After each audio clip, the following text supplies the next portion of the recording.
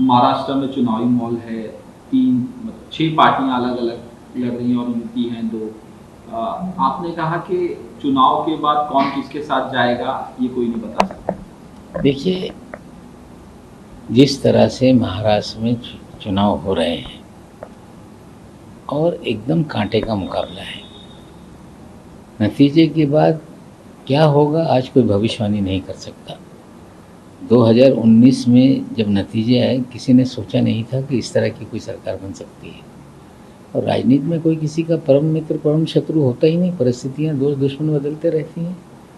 नतीजे के बाद कुछ भी हो सकता है, कौन किसके साथ जाएगा आज कहना मुश्किल है।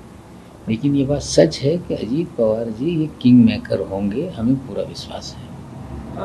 आप किसके नाम पे वोट मांग रहे हैं? आप तो महायुति में हैं। मैं अपने नाम पर, अपने काम पर, अपने विचार पर वोट मांग रहा हूँ। जहाँ तक सवाल है, मैं अजीत पवार जी के साथ में हूँ।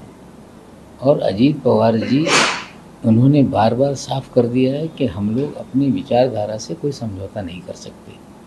हमारी साहू फुले अम्बेडकर की विचारधारा है और विचारधारा से जो भी है गठबंधन हुआ है, ये पॉलिटिकल एडजस्टमेंट है, वैचारिक हाल मिल नहीं है। ये लोगों को समझना पड़ेगा। और जो लोग इस पे सवाल उठा रहे हैं, हम उनसे पूछना चाहते हैं, क्या उन्होंने पॉलिटिकल एडजस्टमेंट किया था कि नहीं?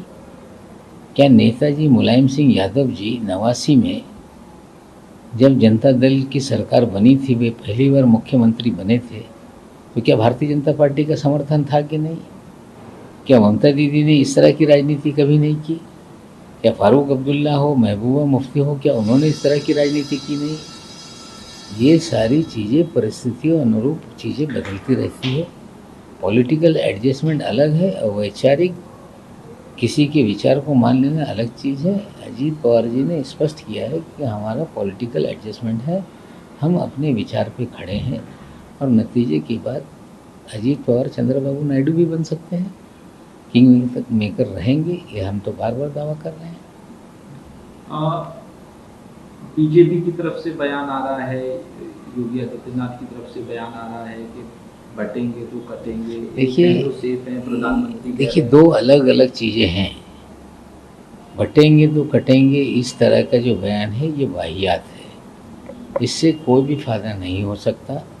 इसी तरह की राजनीति से उत्तर प्रदेश में भारी नुकसान हुआ। मैं आपको बता दूं, जब धार्मिक उत्पात चरम सीमा पे था, 92 में बाबरी मस्जिद गिराई गई, देश भर में दंगे हुए, उत्तर प्रदेश भी दंगों में झुलस रहा था।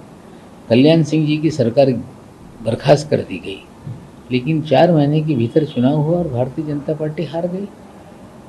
कोर्ट के आदेश से मंदिर बना, मंदिर निर्माण के बाद भी बीजेपी उत्तर प्रदेश में बुरी तरह हारी।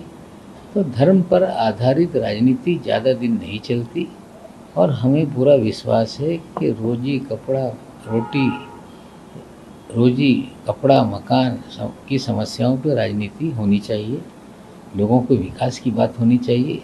धर्म पे आधारित राजनीति की आयु बहुत ज़्यादा नहीं होती। जहाँ तक एक है तो सेफ है का बयान है, हमें लगता है कि बीजेपी का नज़रिया बदल रहा है। हम तो चाहते हैं कि देश में हिंदू मुसलमान सिख ईसाई सब एक रहें, धर्म भाषा प्रांत के नाम पे कोई बांटने का काम ना करे। सारे देशवासी एक रहेंगे तो देश एक रहेगा, सेफ रहेगा। अगर इस दृष्टिकोण से कोई देखता है तो हमें लगता है कि भारतीय जनता पार्टी का अगर नज़रिया बदल रहा है तो अच्छी बात है। महाराष्ट्र में चुनावी माहौल है, 6 पार्टियां अलग-अलग लड़ रही हैं और यूपी हैं 2। आपने कहा कि चुनाव के बाद कौन किसके साथ जाएगा, ये कोई नहीं बता सकता। देखिए, जिस तरह से महाराष्ट्र में चुनाव हो रहे हैं और एकदम कांटे का मुकाबला है, नतीजे के बाद क्या होगा आज कोई भविष्यवाणी नहीं कर सकता। 2019 में जब नतीजे आए, किसी ने सोचा नहीं था कि इस तरह की कोई सरकार बन सकती है। और राजनीति में कोई किसी का परम मित्र परम शत्रु होता ही नहीं, परिस्थितियाँ दोस्त दुश्मन बदलते रहती हैं। नतीजे के बाद कुछ भी हो सकता है, कौन किसके साथ जाएगा आज कहना मुश्किल है। लेकिन ये बात सच है कि अजीत पवार जी ये किंग मेकर होंगे, हमें पूरा विश्वास है। आप किसके नाम पे वोट मांग रहे हैं? आप तो महायुति में हैं। मैं अपने नाम पर, अपने काम पर, अपने विचार पर वोट मांग रहा हूँ। जहाँ तक सवाल है, मैं अजीत पवार जी के साथ में हूँ। और अजीत पवार जी, उन्होंने बार बार साफ कर दिया है कि हम लोग अपनी विचारधारा से कोई समझौता नहीं कर सकते। हमारी साहू फुले अम्बेडकर की विचारधारा है, और विचारधारा से जो भी है गठबंधन हुआ है, ये पॉलिटिकल एडजस्टमेंट है, वैचारिक हाल मिल नहीं है। ये लोगों को समझना पड़ेगा। और जो लोग इस पे सवाल उठा रहे हैं, उनसे पूछना चाहते हैं, क्या उन्होंने पॉलिटिकल एडजस्टमेंट किया था कि नहीं? क्या नेताजी मुलायम सिंह यादव जी 89 में जब जनता दल की सरकार बनी थी, वे पहली बार मुख्यमंत्री बने थे, तो क्या भारतीय जनता पार्टी का समर्थन था कि नहीं? क्या ममता दीदी ने इस तरह की राजनीति कभी नहीं की? क्या फारूक अब्दुल्ला हो, महबूबा मुफ्ती हो, क्या उन्होंने इस तरह की राजनीति की नहीं? ये सारी चीज़ें परिस्थितियों अनुरूप चीज़ें बदलती रहती है। पॉलिटिकल एडजस्टमेंट अलग है और वैचारिक किसी के विचार को मान लेना अलग चीज़ है। अजीत पवार जी ने स्पष्ट किया है कि हमारा पॉलिटिकल एडजस्टमेंट है, हम अपने विचार पे खड़े हैं, और नतीजे की बात अजीत पवार चंद्रबाबू नायडू भी बन सकते हैं, किंग मेकर रहेंगे, ये हम तो बार बार दावा कर रहे हैं। बीजेपी की तरफ से बयान आ रहा है, योगी आदित्यनाथ की तरफ से बयान आ रहा है कि बटेंगे तो कटेंगे। देखिए, तो सेफ है, प्रधानमंत्री देखिए, दो अलग अलग चीज़ें हैं। बटेंगे तो कटेंगे, इस तरह का जो बयान है, ये वाहियात है। इससे कोई भी फायदा नहीं हो सकता। इसी तरह की राजनीति से उत्तर प्रदेश में भारी नुकसान हुआ।